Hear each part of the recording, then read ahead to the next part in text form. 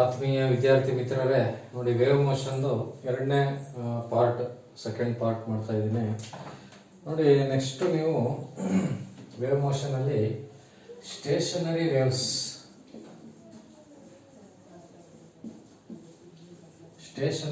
ಅಂದರೆ ಏನು ನೋಡಿ. ಸ್ಟೇಷನರಿ ವೇವ್ಸ್ ಅಂತಂದ್ರೆ ಈಗ ಎರಡು ವೇವ್ ತಗೊಳ್ಳೋಣ.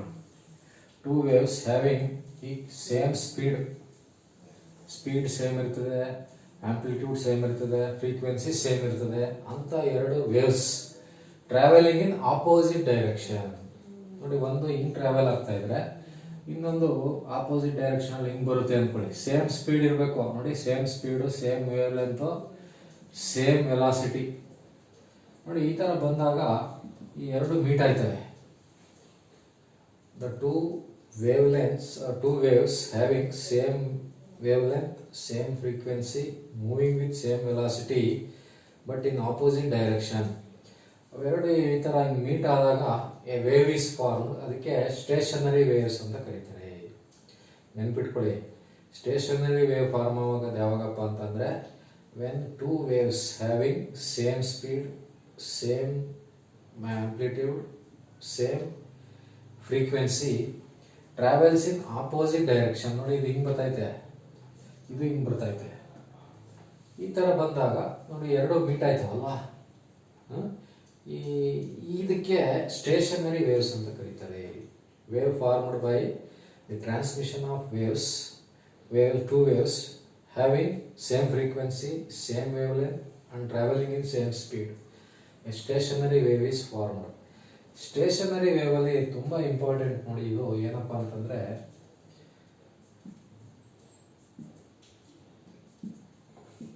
ನೋಡಿ, ಇಲ್ಲಿಂದ ಇಲ್ಲಿಗೆ ಏನ್ ಡಿಸ್ಟೆನ್ಸ್ ಐತೋ this is called wavelength lambda, ಆಯ್ತಾ.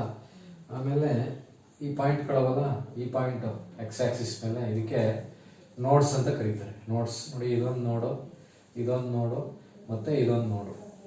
There are 3 nodes. ಇಲ್ಲಿ ಮಧ್ಯ ಐತೆ ನೋಡಿ, these are called antinodes ಅಂತ. Aunty notes.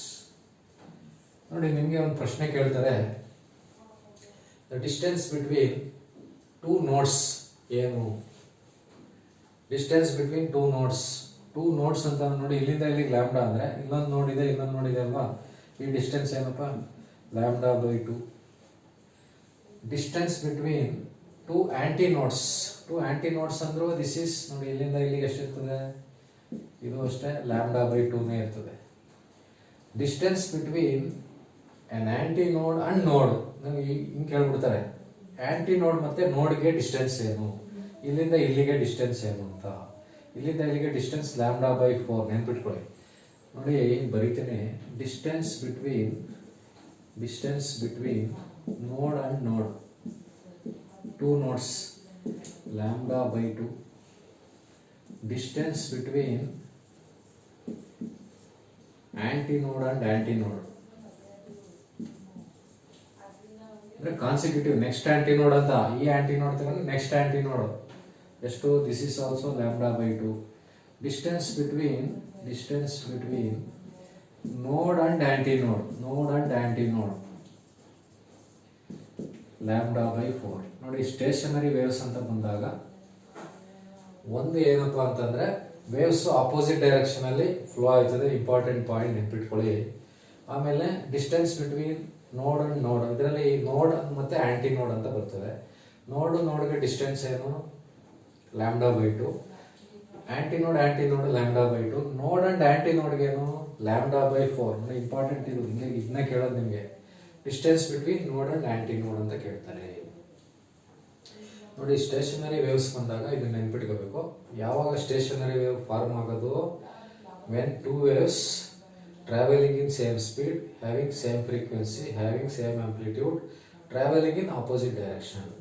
ಒಂದು ಹಿಂಗ್ ಹೋಯ್ತಾ ಇದ್ರೆ ಇನ್ನೊಂದು ಅದೇ ಡೈರೆಕ್ಷನ್ ಅಲ್ಲಿ ಆಪೋಸಿಟ್ ಡೈರೆಕ್ಷನ್ ಬಂದಾಗ ನಮಗೆ ಒಂದು ವೇವ್ ಫಾರ್ಮ್ ಆಗುತ್ತೆ. ಆ ವೇವ್ ಏನಂತ ಕರೀತಾರೆ? Stationary waves. ನೆನ್ಪಿಟ್ಕೊಳ್ಳಿ, ಕೇಳಿದರೆ ವೇವ್ಸ್ ಹೆಂಗ್ ಟ್ರಾವೆಲ್ ಆಗ್ತಾ ಇರ್ತವೆ ಅಂತ. ಸ್ಟೇಷನರಿ ಆಪೋಸಿಟ್ ಡೈರೆಕ್ಷನ್ ಅಲ್ಲಿ ಟ್ರಾವೆಲ್ ಆಗ್ತಾ ಇರ್ತವೆ. ನೆನ್ಪಿಟ್ಕೊಳ್ಳಿ, ಸ್ಪೀಡ್ ಸೇಮ್ ಇರ್ತದೆ, ವೆಲಾಸಿಟಿ ಸೇಮ್ ಇರ್ತದೆ, ಫ್ರೀಕ್ವೆನ್ಸಿ ಸೇಮ್ ಇರ್ತದೆ, ಮತ್ತೆ ಆಂಪ್ಲಿಟ್ಯೂಡ್ ಸೇಮ್ ಇರ್ತದೆ. ಇದರಲ್ಲಿ ಆಂಟಿ ನೋಡು ಮತ್ತೆ ಡಿಸ್ಟೆನ್ಸ್ ನೆನ್ಪಿಟ್ಕೋಬೇಕು, ತುಂಬಾ ಇಂಪಾರ್ಟೆಂಟ್.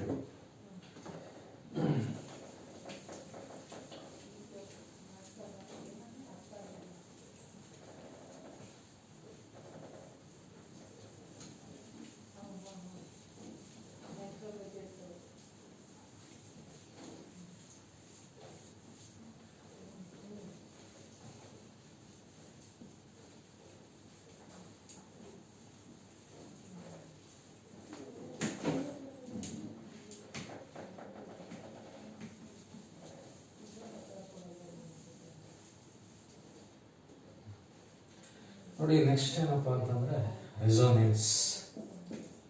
ರೆಸೋನೆನ್ಸ್ ಅಂತ ಕೇಳ್ಬಿಡ್ತಾರೆ. ನೋಡಿ ಏನಿಲ್ಲ, ಡೆಫಿನೇಷನ್ ನೆನ್ಪಿಟ್ಕೊಂಡ್ರೆ ಸಾಕು. ರೆಸೋನೆನ್ಸ್ ಅಂದರೆ ನೋಡಿ ಈ ಥರ ನೆನ್ಪಿಟ್ಕೋಬೇಕು.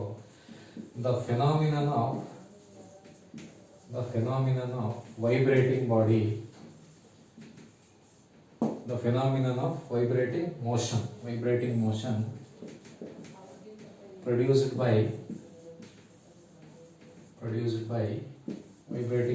produced by one body by the influence of another body having same frequency.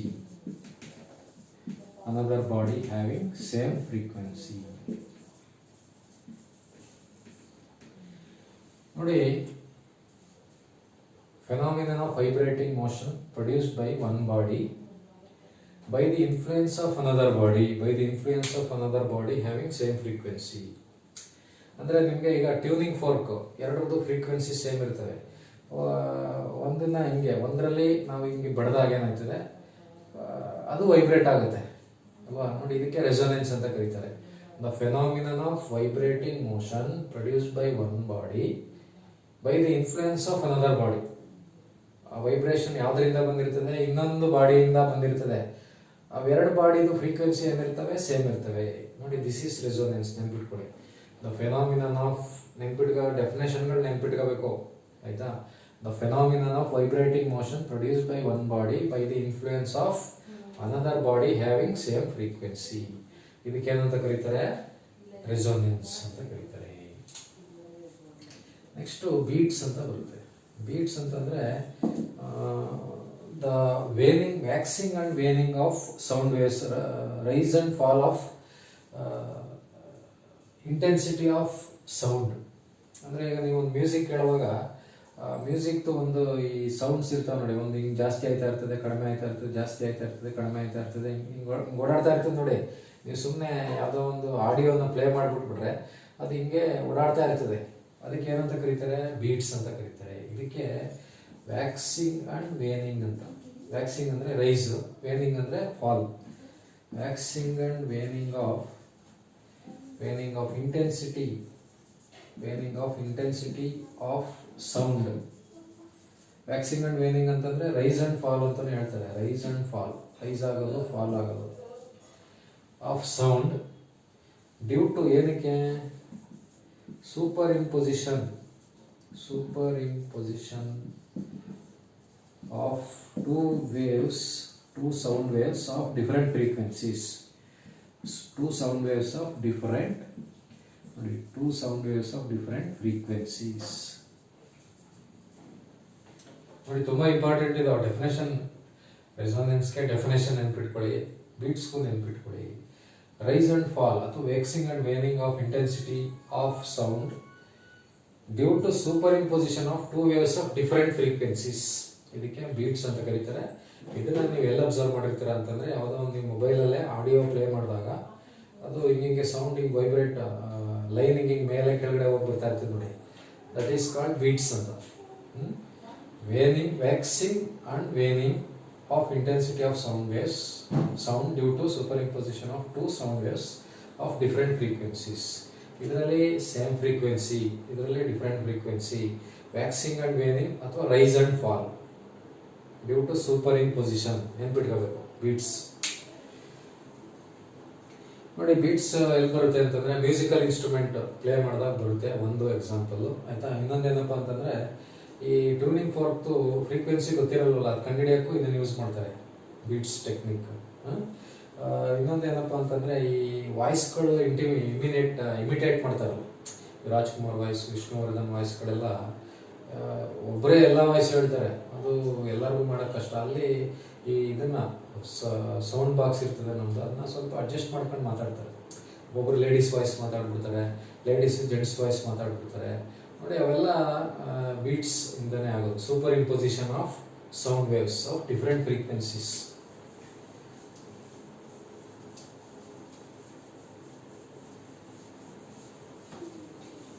ನೋಡಿ, ರೆಸೋನೆನ್ಸ್ದು ಡೆಫಿನೇಷನ್ ನೆನ್ಪಿಟ್ಕೊಳ್ಳಿ. ಸೇಮ್ ಫ್ರೀಕ್ವೆನ್ಸಿ, ಬೀಟ್ಸ್ ನೆನ್ಪಿಟ್ಕೊಳ್ಳಿ.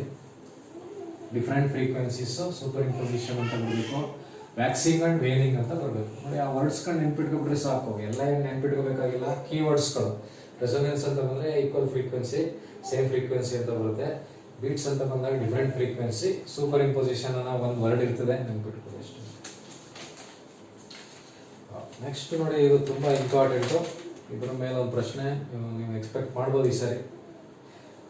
ಯಾವಾಗಲೂ ಒಂದು ಪ್ರಶ್ನೆ ಇದ್ದೇ ಇರ್ತದೆ, ಸ್ವಲ್ಪ ಪ್ರಾಬ್ಲಮ್ಮು ಕೇಳ್ಬಿಡ್ತಾರೆ ಇದ್ರ ಮೇಲೆ ನೋಡಿ. ಏನಪ್ಪ ಅಂತಂದರೆ, frequency of a stretched spring. Sonometer experiment ನೀವು ಮಾಡಿರ್ತೀರ, ಅದರದ್ದು ಫಾರ್ಮುಲಾ n = 1/2π 1/2L √T/m ನೋಡಿ. This is very very important formula. ಇದ್ರ ಮೇಲೆ ಒಂದು ಪ್ರಶ್ನೆ ಗ್ಯಾರಂಟಿ ಬರುತ್ತೆ ನಿಮಗೆ ನೋಡಿ. ಎನ್ ಅಂತಂದರೆ ಎನ್ ಇಸ್ ಫ್ರೀಕ್ವೆನ್ಸಿ, ಎನ್ ಅಂದರೆ ಫ್ರೀಕ್ವೆನ್ಸಿ, ಟಿ ಅಂದರೆ ಟೆನ್ಷನ್ ಅಥವಾ weight, tension or weight in newton, unit newton, frequency hertz. M ಅಂತಂದರೆ mass, mass in KG. L ಅಂದರೆ length of string, length of string. Vibration of a stretched spring ಅಂತ, string ಅಂತ ಇದು. n = 1/2L √T/m ನೋಡಿ. ಇದರಲ್ಲಿ 3 ಲಾಗಳಿದ್ದಾವೆ. There are 3 laws. ಬರೀ formula ಗೊತ್ತಾದ್ರೆ ಸಾಕು, ಲಾಗಳು ಏನೇನು ಅಂತ ಹೇಳ್ಬಿಡ್ಬೋದು. ಒಂದಕ್ಕೆ ಏನಂತ ಕರೀತಾರೆ ಅಂತಂದ್ರೆ ಲಾ ಆಫ್ ಸ್ಟ್ರೆಚ್ಡ್ ಸ್ಟ್ರಿಂಗ್ ಅಂತ. Law of stretched string, law of stretched string ಅಂತಂದ್ರೆ first one law of length ಅಂತ. Law of length, law of length ಅಂತಂದ್ರೆ frequency is inversely proportional to length of the string ಅಂತ. Frequency is inversely proportional. Inversely proportional ಅಂತಂದ್ರೆ ಏನು? Length ಜಾಸ್ತಿ ಆದರೆ frequency ಕಡಿಮೆ ಆಗುತ್ತೆ ಅಂತ. ಲೆಂತ್ ಜಾಸ್ತಿ ಆದರೆ ಫ್ರೀಕ್ವೆನ್ಸಿ ಕಡಿಮೆ ಆಗುತ್ತೆ. ಇದಕ್ಕೆ ಲಾ ಆಫ್ ಲೆಂತ್ ಅಂತ ಕರೀತಾರೆ. ಇನ್ನೊಂದು ಏನಪ್ಪಾ ಅಂತಂದ್ರೆ ಲಾ ಆಫ್ ಟೆನ್ಷನ್ ಅಂತ. ಲಾ ಆಫ್ ಟೆನ್ಷನ್, ಟೆನ್ಷನ್ ಅಥವಾ ಇದು ವೆಯ್ಟ್. ಲಾ ಆಫ್ ಟೆನ್ಷನ್ ಅಂತಂದ್ರೆ frequency is directly proportional to √T ಅಂತ ನೋಡಿ. ಇನ್ನು ಬೇರೆದೆಲ್ಲ ಬಿಟ್ಬಿಡಿ. ಈಗ ಲಾ ಆಫ್ ಲೆಂತ್ ಅಂತಂದ್ರೆ ಈ 1/2 ಬಿಟ್ಬಿಡಿ, ಟಿ ಬಿಟ್ಬಿಡಿ, ಎಂ ಬಿಟ್ಬಿಡಿ, 1/L ಬರ್ತದೆ. ಕರೆಕ್ಟಾ? If frequency is proportional to length, inversely proportional 1/L, ಯಾಕಂದ್ರೆ ಎಲ್ ಕೆಳಗಡೆ ಇದೆ. ಅದೇ ತರ ಟಿ ಬಂದಾಗ ಏನಾಯ್ತದೆ? Frequency is directly proportional to root ಹಾಕಬೇಕು, ಬಾಕಿದೆಲ್ಲ ಬಿಟ್ಬಿಟ್ರೆ √T. ಅದೇ ತರ ಲಾ ಆಫ್ ಮಾಸ್ ಅಂತಂದ್ರೆ, ಲಾ ಆಫ್ ಮಾಸ್ ಅಂತಂದ್ರೆ n is proportional to 1/√m ಆಯ್ತದೆ. ಕರೆಕ್ಟಾ? ನೋಡಿ, ಯಾಕಂದ್ರೆ ಬೇರೆದೆಲ್ಲ ಬಿಟ್ಬಿಟ್ರೆ √m ಬರುತ್ತೆ. ಮಾಸ್ ಅಂತ ಬಂದಾಗ 1/√m, ಲಾ ಆಫ್ ಟೆನ್ಷನ್ ಅಂತ ಬಂದ್ರೆ √T, ಲಾ ಆಫ್ ಲೆಂತ್ ಅಂತ ಬಂದ್ರೆ 1/L. ಈ ಮೂರನ್ನು ಕಂಬೈನ್ ಮಾಡಿದ್ರೆ ಇದೊಂದು ಫಾರ್ಮುಲಾ ಬರುತ್ತೆ. ಈ ಫಾರ್ಮುಲಾ ಏನಪ್ಪಾ ಅಂತಂದ್ರೆ frequency of stretched string, stretched string 1/2L. L ಅಂದ್ರೆ ಲೆಂತ್ ಆಫ್ ಸ್ಟ್ರಿಂಗ್, T ಅಂದ್ರೆ ಟೆನ್ಷನ್ ಅಂದ್ರೆ ವೆಯ್ಟ್ ಆಗ್ತಾರಲ್ಲ, ನೀವು ಸೋನಾಮೀಟರ್ ಎಕ್ಸ್ಪೆರಿಮೆಂಟ್ ಮಾಡುವಾಗ ಯೂಸ್ ಮಾಡಿರ್ತೀರ ಈ ಫಾರ್ಮುಲಾ. T ಅಂದ್ರೆ ಟೆನ್ಷನ್, M ಅಂತಂದ್ರೆ ಮಾಸ್ ಎಷ್ಟು ಹಾಕ್ತೀರಾ ಅದು. ನೋಡಿ, ಇಲ್ಲೆಲ್ಲ ಬರ್ದಿದ್ದೀನಿ ಯೂನಿಟ್. ಇದ್ರ ಮೇಲೆ ಒಂದು ಪ್ರಶ್ನೆ ನೀವು 100% ಗ್ಯಾರಂಟಿ ಕೇಳ್ತಾರೆ. ಪ್ರಾಬ್ಲಮ್ಮು ಕೇಳ್ಬೋದು. ಇದ್ರ ಮೇಲೆ ಓದ್ಕೊಳ್ಳಿ, ಗ್ಯಾರಂಟಿ ಬರುತ್ತೆ.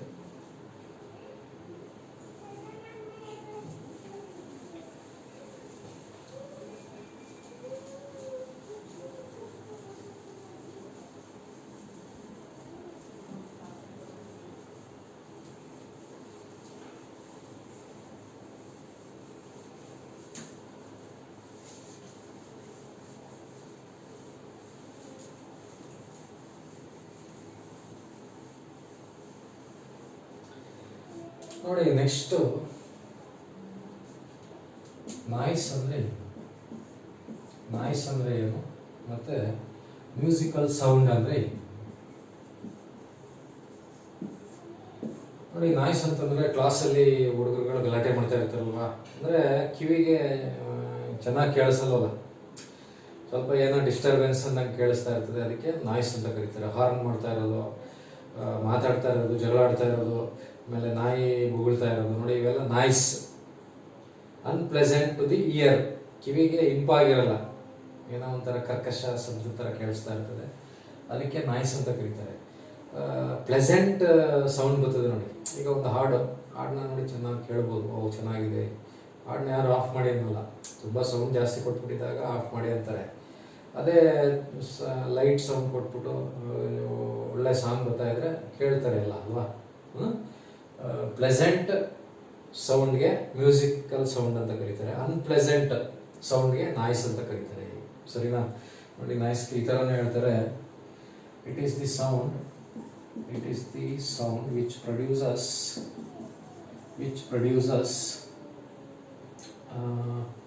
harsh and jarring effect on ears.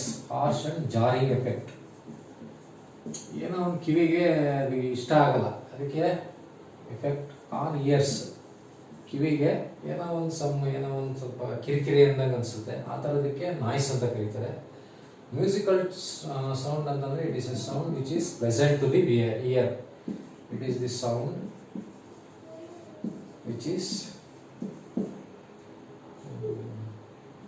which produces pleasant effect, which produces ಅಂದರೆ ಇಂಪಾಗಿರೋವಂಥ ಒಂದು ಎಫೆಕ್ಟ್ ಕೊಡ್ತದಲ್ಲ, ಅದಕ್ಕೆ ಸೌಂಡ್, ಮ್ಯೂಸಿಕಲ್ ಸೌಂಡ್ ಅಂತ ಕರೀತಾರೆ. ನಾಯ್ಸ್ ಅಂತಂದರೆ ಡಿಸ್ಟರ್ಬೆನ್ಸ್, ಸಮ್ ಜಾರಿಂಗ್ ಎಫೆಕ್ಟ್ ಅಥವಾ harsh effect on the earth, ಅದು harsh effect on the ear, ಅದಕ್ಕೆ ಏನಂತ ಕರೀತಾರೆ? ನಾಯ್ಸ್ ಅಂತ ಕರೀತಾರೆ. ನೋಡಿ ಇದರಲ್ಲಿ ಒಂದು ಈ ಎಕೋ ಅಂತ ಬರುತ್ತೆ. Echo, what is echo? Reflection of sound from a hard substance. ಈಗ ನಾವೇನೋ ಒಂದು ಮಾತಾಡ್ತೀವಿ, ಆ ಮಾತೆ ವಾಪಸ್ ಬಂದರೆ ಅದಕ್ಕೆ ಎಕೋ ಅಂತ ಕರೀತಾರೆ. ಎಲ್ಲ ಕಡೆ ಎಕೋ ಬರಲ್ಲ, ಒಂದು ಎಕೋ ಆಗಬೇಕು ಅಂತಂದರೆ ಮಿನಿಮಮ್ ಡಿಸ್ಟೆನ್ಸ್ ಇದೆ, 17 ಮೀಟರ್, ನೆನ್ಪಿಟ್ಕೊಳ್ಳಿ. For echo to takes place there must be a gap of 17 metre, 17 metre ಇರಬೇಕು. Reflection of sound from a hard substance is called echo. Reflection of sound from hard substance is called echo. ಆಯ್ತಾ? Next reverberation ಅಂತ ಕರೀತಾರೆ. ರಿವರ್ಬರೇಷನ್ ನೋಡಿ. ರಿವರ್ಬರೇಷನ್ ಅಂದರೆ, ಈಗ ನೀವು ಒಂದು film ಥಿಯೇಟ್ರಲ್ಲಿ ಗೊತ್ತಿರ್ತೀರ ಅಂದ್ಕೊಳ್ಳಿ, ಒಂದು ಹಾಡು ಬರ್ತಾ ಇರ್ತದೆ. ಹಾಡು ನಮಗೆ ಹೆಂಗೆ ಬರುತ್ತೆ ಅಂತಂದರೆ, ಡೈರೆಕ್ಟಾಗಿ ಸ್ಕ್ರೀನಿಂದ ನಮಗೆ ಬರ್ಬೋದು, ಒಂದು ನಮಗೆ ಡೈರೆಕ್ಟಾಗಿ ಬರ್ಬೋದು, ಇನ್ನೊಂದು ಸ್ಕ್ರೀನಿಂದ ವಾಲ್ಗೆ ರಿಫ್ಲೆಕ್ಟ್ ಆಗಿ ಬರ್ಬೋದು. ಅಂದರೆ ನಮಗೆ ಏನೋ ಒಂದು ವಾಯ್ಸ್ ಕೇಳಿಸಿರೋದು ಎಷ್ಟೋ ಒಂದು ಟೈಮ್ ತನಕ ನಮ್ಮ ಕಿವಿನಲ್ಲೇ ಇರ್ತದೆ. ಏನಕ್ಕಪ್ಪ ಹಂಗಿರ್ತದೆ ಅಂತಂದರೆ, because of multiple reflection. Sound ಬಂದಿದ್ದು ಒಂದೇ ಸಲ ನಮಗೆ ಕಿವಿಗೆ ಬಂದಿರಲ್ಲ, ಕಿವಿಗೆ ಬಂದಿರ್ತದೆ, ಆಮೇಲೆ ಪುನಃ ಇನ್ನೂ ಬರ್ತದೆ ಬೇರೆ ಕಡೆಯಿಂದ ರಿಫ್ಲೆಕ್ಷನ್ ಆಗಿ, ಈ ಕಡೆ ಗೋಡೆಯಿಂದ, ಮೇಲ್ಗಡೆ ಟಾಪಿಂದ, ಅರ್ತಿಂದ, ಎಲ್ಲ ಕಡೆ ರಿಫ್ಲೆಕ್ಟ್ ಆಗಿ ಪುನಃ ಬಂದಿರ್ತದೆ.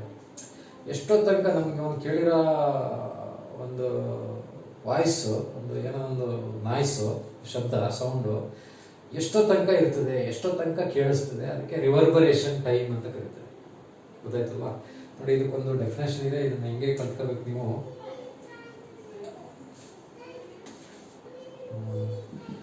Time taken by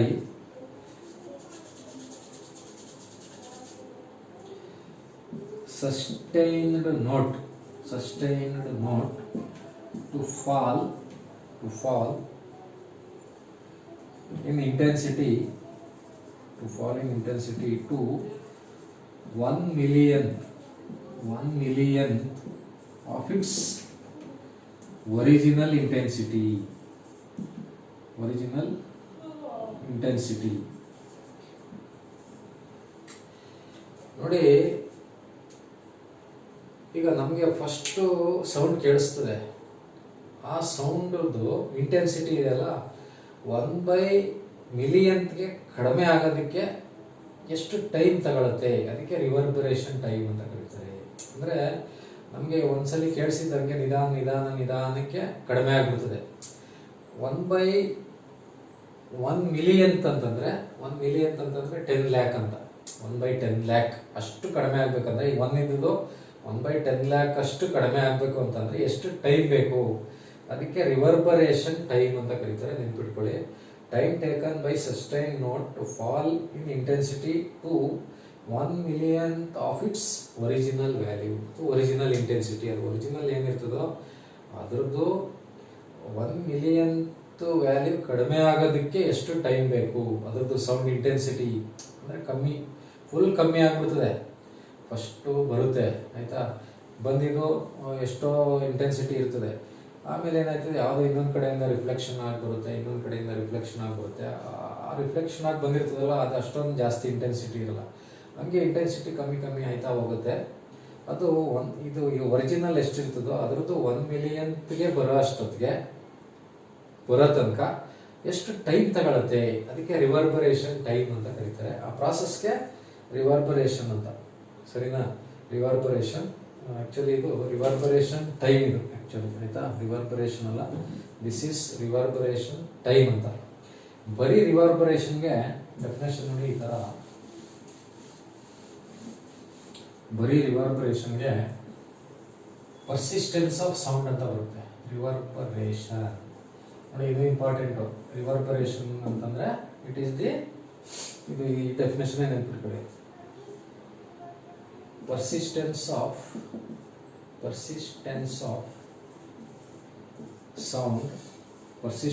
sound, audible sound,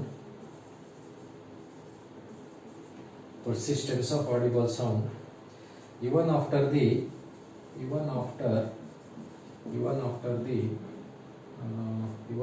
the source of sound is stopped. ನೋಡಿ, ಹಿಂಗಂದ್ರೆ ಅರ್ಥ ಏನಪ್ಪ ಅಂತಂದರೆ, ಈಗ ನಿಮಗೆ ಫಿಲಮ್ ಥಿಯೇಟ್ರೇ ಅಂದ್ಕೊಳ್ಳಿ, ಹಲೋ ಅಂದ್ಬಿಟ್ಟು ನಿಲ್ಲಿಸ್ಬಿಡ್ತಾನೆ. ಹಲೋ ಅಂದ್ಬಿಟ್ಟು ನಿಂತೋಯ್ತದೋ. ನಿಮಗೆ ಹಲೋ ಅಂತ ಕೇಳಿಸಿರೋದು ಏನಪ್ಪ ಅಂತಂದರೆ ಒಂದ್ಸಲಿ ಡೈರೆಕ್ಟ್ ಬಂದಿರ್ತದೆ ಕಿವಿಗೆ, ಇನ್ನೊಂದು ಎಲ್ಲ ಗೋಡೆಗೆ ರಿಫ್ಲೆಕ್ಟ್ ಆಗಿ ಬಂದಿರ್ತದೆ. ಈ ಗೋಡೆಗೆ ರಿಫ್ಲೆಕ್ಟ್ ಆಗಿ ಬರ್ತಾನೆ ಇರ್ತದೆ, ಹಂಗೆ ಹತ್ತಿಂದ ಮೇಲ್ಗಡೆ ಎಲ್ಲ ಕಡೆಯಿಂದ ರಿಫ್ಲೆಕ್ಟ್ ಆಗಿ ಬರ್ತಾನೆ ಇರ್ತದೆ. ಈಗ ಹಲೋ ಅಂತ ನಿಲ್ಲಿಸ್ಬಿಟ್ಟಿರ್ತಾನೆ, ಆ ಸೌಂಡ್ ನಿಮ್ಮ ಕಿವಿನಲ್ಲಿ ಎಷ್ಟೋ ಹೊತ್ತಿರ್ತದೆ ನೋಡಿ. ಅದಕ್ಕೆ persistence of audible sound even after the source of sound is stopped. Stop ಆಗಿದ್ರು ನಮ್ಮ ಕಿವಿನಲ್ಲಿ ಒಂದು ಸ್ವಲ್ಪ ಹೊತ್ತಿರ್ತದೆ. ಆ ಪ್ರಾಸೆಸ್ಗೆ ರಿವರ್ಬರೇಷನ್ ಅಂತ ಕರೀತಾರೆ. ನಮ್ಮ ಕಿವಿನಲ್ಲಿ ಎಷ್ಟೋ ತನಕ ಇರ್ತದೆ, ಅದ್ರದ್ದು ಇಂಟೆನ್ಸಿಟಿ 1 ಮಿಲಿಯನ್ಗೆ ಕಡಿಮೆ ಆಗೋ ಗಂಟ ಎಷ್ಟು ಟೈಮ್ ಬೇಕು, ಅದಕ್ಕೆ ರಿವರ್ಬರೇಷನ್ ಟೈಮ್. ನೋಡಿ, ತುಂಬ ಇಂಪಾರ್ಟೆಂಟು. 1 ಮಿಲಿಯನ್ ಅಂತ ನೆನ್ಪಿಟ್ಕೊಳ್ಳಿ. ಈಗ 100 ಇದ್ರೆ 100ರಲ್ಲಿ 1 ಮಿಲಿಯನ್ ಆಗ್ಬಿಡ್ಬೇಕು. 1 ಮಿಲಿಯನ್ ಅಂದರೆ 1/10 ಲ್ಯಾಕ್ ಅಂತ, ಅಷ್ಟು ಕಡಿಮೆ ಆಗಬೇಕು ಅಂತ. ಅರ್ಥ ಆಯ್ತಾ? 0.000 ಎಷ್ಟೊಂದು ತುಂಬ ಕಮ್ಮಿ ಅಂತ ಹೊಂಟೋಗ್ಬೇಕು ಅಂತ ಲೆಕ್ಕ. ಬಟ್ ಹೊಂಟೋಗ್ಬೇಕು ಅನ್ನೋಕ್ಕಿಂತ 1 ಮಿಲಿಯನ್ ಅಂತ ಕರೀತಾರೆ. ಸರಿನಾ? ನೋಡಿ, ರಿವರ್ಬರೇಷನ್ ಮತ್ತು ರಿವರ್ಬರೇಷನ್ ಟೈಮ್ ನೆನ್ಪಿಟ್ಕೊಳ್ಳಿ, ಕೇಳ್ಬೋದು. ಆಮೇಲೆ ಈ ಇನ್ನೊಂದು ಯಾವುದು ಹೇಳಿದ್ನಲ್ಲಪ್ಪ, ಬೀಟ್ಸು, ರೆಸೊನೆನ್ಸು, ಬೀಟ್ಸು,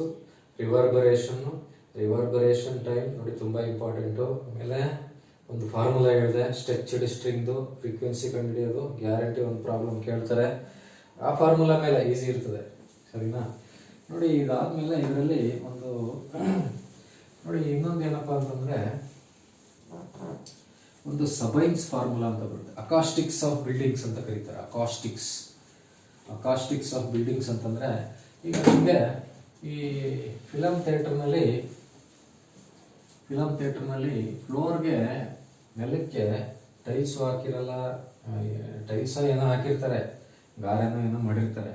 ಅದ್ರ ಮೇಲೆ ಕಾರ್ಪೆಟ್ ಹಾಕಿರ್ತಾರೆ. ನೀವು ನೆನ್ಪಿಟ್ಕೊಂಡು ನೀವು ನೋಡಿರ್ಬೋದು, ಫಿಲಮ್ ಥಿಯೇಟ್ರಿಗೆ ಹೋದರೆ ಅಥವಾ ಫಂಕ್ಷನ್ ಆಗಿ ಹೋದರೆ ಕಾರ್ಪೆಟ್ ಹಾಸಿರ್ತಾರೆ. ನೆಲ ಇರಲ್ಲ, ಕಾರ್ಪೆಟ್ ಇರ್ತದೆ.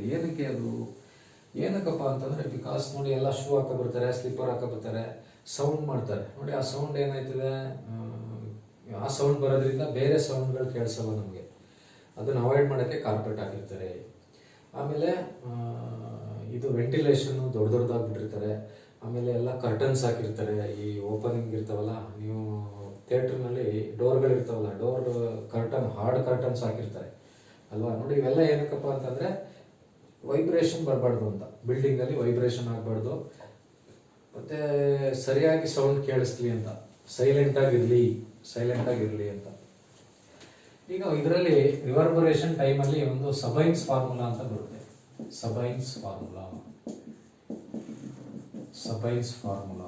ನೋಡಿ, ಸಬೈನ್ಸ್ ಫಾರ್ಮುಲಾ ಅಂತಂದ್ರೆ it is the formula to find reverberation time. ನೆನ್ಪಿಟ್ಕೊಳ್ಳಿ, ಏನು ಫಾರ್ಮುಲಾ ಅಂತಂದ್ರೆ T is equal to, formula ನೆನ್ಪಿಟ್ಕೊಳ್ಳಿ ಅಷ್ಟೇ, 165V divided by summation AS ಅಂತ. ಇದು ಸಮೇಷನ್ ಸಿಂಬಲ್ ಟೋಟಲ್ ಅಂತ, AS. ಇಲ್ಲಿ ಟಿ ಅಂತಂದ್ರೆ reverberation time in second, reverberation time in seconds ಅಂತ. ಎ ಅಂತಂದ್ರೆ ವಿ ಅಂತಂದ್ರೆ volume of all in metre cube. A ಅಂತಂದ್ರೆ ಅಬ್ಸಾರ್ಪ್ಷನ್ ಕೋಎಫಿಷಿಯಂಟ್ ಅಂತ, ಅಬ್ಸಾರ್ಪ್ಷನ್ ಕೋಎಫಿಷಿಯಂಟ್ ಅಂದ್ರೆ ಸೌಂಡನ್ನ ಹೆಂಗ್ ಅಬ್ಸಾರ್ಬ್ ಆಗುತ್ತೆ ಅಂತ, ಅಬ್ಸಾರ್ಪ್ಷನ್ ಕೋಎಫಿಷಿಯಂಟ್. ಎಸ್ ಅಂತಂದ್ರೆ surface area in metre square. ನೋಡಿ ಈ ಫಾರ್ಮುಲಾ ಒಂದು ನೆನ್ಪಿಟ್ಕೊಂಡ್ರೆ ಸಾಕು, ಇದ್ರ ಮೇಲೆ ಏನು ಪ್ರಾಬ್ಲಮ್ ಕೇಳಲ್ಲ, ಫಾರ್ಮುಲಾ ಕೇಳ್ತಾರೆ. ಏನು formula? T is equal to 0.165V by summation AS. ನಿಮಗೆ ಫಾರ್ಮುಲಾ ಏನು ಮಾಡ್ತಾರೆ ಕೊಟ್ಬಿಟ್ಟು, ಇದರಲ್ಲಿ ಸಬೈನ್ಸ್ ಫಾರ್ಮುಲಾ ಯಾವುದು ಅಂತ ಕೇಳ್ತಾರೆ. ಅದರಲ್ಲಿ ಆನ್ಸರಲ್ಲಿ ಇದೊಂದಿದ್ರೆ ಇನ್ನೊಂದು ಉಲ್ಟಾ ಮಾಡಿರ್ತಾರೆ, ಇದು ಮೇಲೆ ಹೋಗಿರ್ತದೆ ಅಥವಾ ವಿ ಇಲ್ಲಿ ಬಂದು ಏನೋ ಒಂದು ಚೇಂಜ್ ಮಾಡಿರ್ತಾರೆ. ಟಿ ಈಸ್ ಈಕ್ವಲ್ ಟು ಅಥವಾ 0.165 ಬದಲು 165 ಅಂತ ಕೊಟ್ಬಿಡ್ತಾರೆ, ಅಥವಾ 1.65 ಅಂತ ಕೊಡ್ತಾರೆ. ಇದೇ ಕೊಟ್ಟಿರ್ತಾರೆ, ಇಲ್ಲಿ ಪಾಯಿಂಟ್ಗಳು ಹೆಚ್ಚು ಕಮ್ಮಿ ಮಾಡಿಬಿಟ್ಟಿರ್ತಾರೆ. T is equal to 0.165V divided by summation AS ಅಂತಂದ್ರೆ this is the Sabine's formula use to calculate ಏನು ರಿವರ್ಬರೇಷನ್ ಟೈಮ್. ನೋಡಿ ನೀವು ಇದರಲ್ಲಿ ವೇವ್ ಮೋಷನಲ್ಲಿ ಇಷ್ಟು ಓದ್ಕೊಂಡ್ರೆ ಸಾಕು, 8 ಪ್ರಶ್ನೆ ನೀವು ಅಟೆಂಡ್ ಮಾಡ್ಬೋದು. ಈಗ ನಾನು ಹೇಳಿದ್ದು ಏನೇನಪ್ಪ ಅಂತಂದರೆ ಇನ್ನೊಂದ್ಸಲ ಹೇಳ್ಬಿಡ್ತೀನಿ ನೋಡಿ. ಒಂದು ಸ್ಟೇಷನರಿ ವೇವ್ಸಿಂದ ಸ್ಟಾರ್ಟ್ ಮಾಡಿದೆ. ಸ್ಟೇಷನರಿ ವೇವ್ಸಲ್ಲಿ ನೀವೇನು ನೆನ್ಪಿಟ್ಕೋಬೇಕು, ಸೇಮ್ ಎರಡು ವೇವು ಸೇಮ್ ಸ್ಪೀಡ್ ಇರ್ತದೆ, ಸೇಮ್ ವೇವ್ ಲೆಂತ್ ಇರ್ತದೆ, ಸೇಮ್ ಫ್ರೀಕ್ವೆನ್ಸಿ ಇರ್ತದೆ. ಆಪೋಸಿಟ್ ಡೈರೆಕ್ಷನಲ್ಲಿ ಬಂದಾಗ ಸ್ಟೇಷನರಿ ವೇವ್ ಫಾರ್ಮೇಷನ್ ಆಗುತ್ತೆ. ಆಮೇಲೆ ಸ್ಟೇಷನರಿ ವೇವ್ಸಲ್ಲಿ ನೋಟ್ಸ್ ಮತ್ತು ಆ್ಯಂಟಿ ನೋಟ್ಸು ಡಿಸ್ಟೆನ್ಸ್ ಏನು ನೆನ್ಪಿಟ್ಕೋಬೇಕು, ಆಯಿತಾ. ಅದಾದಮೇಲೆ ಏನು ಮಾಡಿದ್ವಿ, ಸ್ಟೇಷನರಿ ವೇವ್ಸ್ ಆದಮೇಲೆ ರೆಸೊನೆನ್ಸ್ ಅಂತ ಹೇಳ್ಕೊಟ್ಟೆ. ರೆಸೊನೆನ್ಸ್ ಅಂದರೆ ಸೇಮ್ ಫ್ರೀಕ್ವೆನ್ಸಿ ನೆನ್ಪಿಟ್ಕೊಳ್ಳಿ. ಅದಾದಮೇಲೆ ಬೀಟ್ಸ್ ಹೇಳಿದೆ. ಬೀಟ್ಸ್ ಅಂತಂದರೆ waxing and waving of different frequencies sound, ಅದು ಹೇಳಿದೆ. ಅದಾದಮೇಲೆ ನಾಯ್ಸ್ ಅಂತಂದರೆ ಏನು ಅಂತ ಹೇಳ್ಕೊಟ್ಟೆ. ನಾಯ್ಸ್ ಮತ್ತು ಮ್ಯೂಸಿಕಲ್ ಸೌಂಡ್, ಅಂತಂದ್ರೆ ಏನು. ಅದಾದಮೇಲೆ ನೆಕ್ಸ್ಟ್ ಏನು ಕಲ್ತ್ವಿ, formula n is equal to 1/2L √T/m. ಅದ್ರ ಮೇಲೆ ಒಂದು ಪ್ರಶ್ನೆ ಬರುತ್ತೆ ಅಂತ ಹೇಳಿದೆ. n ಅಂದರೆ ಫ್ರೀಕ್ವೆನ್ಸಿ, L ಅಂದರೆ ಲೆಂತು, m ಅಂದರೆ ಮಾಸು, T ಅಂದರೆ ಟೆನ್ಷನ್. ಅದರದ್ದು ಯೂನಿಟ್ ನೆನ್ಪಿಟ್ಕೊಳ್ಳಿ. ಲಾಸ್ಟ್ ಒಂದು ಪ್ರಾಬ್ಲಮ್ ಕೇಳಿದ್ದಾರೆ, ಒಂಥರ ಫ್ರೀಕ್ವೆನ್ಸಿ ಏನಾಗುತ್ತೆ ಅಂತ ಕೇಳಿದ್ದಾರೆ, ಆಯಿತಾ. ಅದೇ ಥರ ಏನಾದರೂ ಪ್ರಶ್ನೆ ಬರ್ಬೋದು, ಅದ್ರ ಮೇಲೆ ನೋಡ್ಕೊಳ್ಳಿ. ಒಟ್ಟಿನಲ್ಲಿ ಪ್ರಶ್ನೆ ಬಂದೇ ಬರುತ್ತೆ, ಆಯಿತಾ. ನೋಡಿ ಅದಾದಮೇಲೆ ಏನು ಮಾಡಿದ್ವಿ, ರಿವರ್ಬರೇಷನ್ ಅಂತಂದ್ರೇನು, ರಿವರ್ಬರೇಷನ್ ಟೈಮ್ ಅಂತಂದ್ರೇನು. ಈಗ ರಿವರ್ಬರೇಷನ್ ಟೈಮ್ ಕಂಡುಹಿಡಿಯೋಕ್ಕೆ ಸಬೀನ್ಸ್ ಫಾರ್ಮುಲಾ ಏನು ನೋಡಿ. ಇಷ್ಟು ಓದ್ಕೊಂಡ್ರೆ ಸಾಕು, ನೀವು ಆರಾಮಾಗಿ 8 ಪ್ರಶ್ನೆ ಕೇಳ್ತಾರೆ. ಇನ್ನೂ ಏನಾರು ಓದಬೇಕಂದ್ರೆ ಓದ್ಕೊಳ್ಳಿ. ನಾನು ಬ್ರೀಫಾಗಿ ನಿಮ್ಗೆ ಹೇಳ್ಕೊಟ್ಟಿದ್ದೀನಿ ಈ ಚಾಪ್ಟ್ರು. ಇಷ್ಟು ಓದ್ಕೊಂಡ್ರೆ ಸಾಕು. ನೀವು ಒಂದಷ್ಟು ಪೇಪರ್ಗಳು ಸಾಲ್ವ್ ಮಾಡಿ, ಹಳೆ ಪೇಪರೆಲ್ಲ ಗೊತ್ತಾಗ್ತದೆ. 18, 19 ಎರಡು ಓದ್ಕೊಳ್ಳಿ ಸಾಕು. ಇಷ್ಟು ಹೇಳ್ತಾ ನೋಡಿ ಈ ಕ್ಲಾಸ್ ಮುಗಿಸ್ತೀನಿ. ಇಲ್ಲಿಗೆ ವೇವ್ ಮೋಷನ್ನು 2 ಮುಗೀತದೆ, ಆಯಿತಾ. ಏನಿತ್ತು ನಿಮ್ಗೆ ಸಿಲೆಬಸ್ ಅಷ್ಟು ಹೇಳ್ಕೊಟ್ಟಿದ್ದೀನಿ. ನೀವು ಇದನ್ನು ಒಂದ್ಸಲಿ ನೋಡ್ಕೊಂಡ್ರೆ ಸಾಕು, ಎಲ್ಲ ಗೊತ್ತಾಗ್ಬಿಡ್ತದೆ. ಎಲ್ಲರಿಗೂ ಒಳ್ಳೆಯದಾಗಲಿ, ಆಲ್ ದ ಬೆಸ್ಟ್ ಅಂತ ಹೇಳ್ತಾ ಈ ಕ್ಲಾಸ್ ಮುಗಿಸೋಣ. Thank you.